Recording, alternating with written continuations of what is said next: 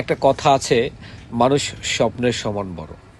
তো বিষয়টা হচ্ছে এরকম যে আপনি স্বপ্নটা কেমন দেখবেন তার উপর নির্ভর করে আপনার ফিউচার। যাই হোক, আপনারা সবাই কেমন আছেন? আশা করি সবাই ভালো আছেন। আমিও আলহামদুলিল্লাহ আল্লাহর রহমতে অনেক ভালো আছি।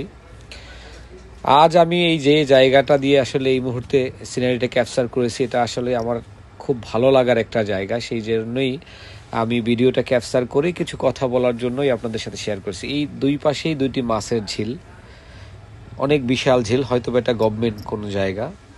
আর এটা আপনারা আসলে অনেকেই চিনেন, বরিশাল শিক্ষা অফিসের জাস্ট অপোজিটে একটি রাস্তা, যেটা দুই পাশেই ঝিল জুড়ে। এবং এই জায়গাটা আমার অনেক আগে থেকে, আজকে থেকে মনে করেন 10 থেকে 15 বছর আগে থেকে এই জায়গাটা আমার ভালো লাগে। এবং আমি প্রতিনিয়ত যাতায়াতের মাঝে প্রায় সময় এখানে এসে একটু সময় দেই, অনেক সময় থামাই, এখানে ওয়েট করি, বিশেষ করে সকালে অনেক সময় এখানে এসে দাঁড়াই।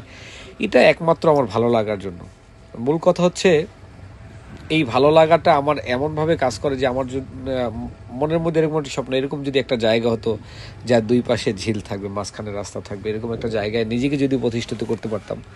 তো বিষয়টা হচ্ছে আসলে আমাদের স্বপ্নের সাথে বাস্তবতার মিল থাকতে হবে। তাই আমাদের স্বপ্নগুলো অবশ্যই বাস্তবতা কেন্দ্রিকে দেখতে হয়।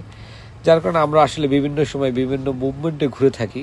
এটাই স্বাভাবিক, অস্বাভাবিক কিছু না। সবার স্বপ্ন যে সমান হবে এটাও কথা না। অনেকের বড় বড় অট্টালিকা থাকবে, এটাই স্বাভাবিক। বাট আমার ক্ষেত্র আসলে এরকম না। আমার স্বপ্নটা সিম্পল একটা স্বপ্ন, তবে এটা করার জন্য আমাকে অনেক অধ্যবসায় করতে হবে এবং অনেক পরিশ্রম করতে হবে। তাই আমার মনে হয় সবার ক্ষেত্রেই একটা লক্ষ্যমাত্রা বা একটা স্বপ্ন থাকা উচিত, কারণ স্বপ্নই আপনাকে বাস্তবতায় রূপ দেওয়ার জন্য অনেক পরিশ্রমী করে তোলে। যাই হোক, আপনাদের মানুষের যতটা না স্বপ্ন দেখবে, সেই স্বপ্নের জন্য যে পরিশ্রমটা করবে, এই জন্যই বলে মানুষ স্বপ্নের সমান বড় হয়।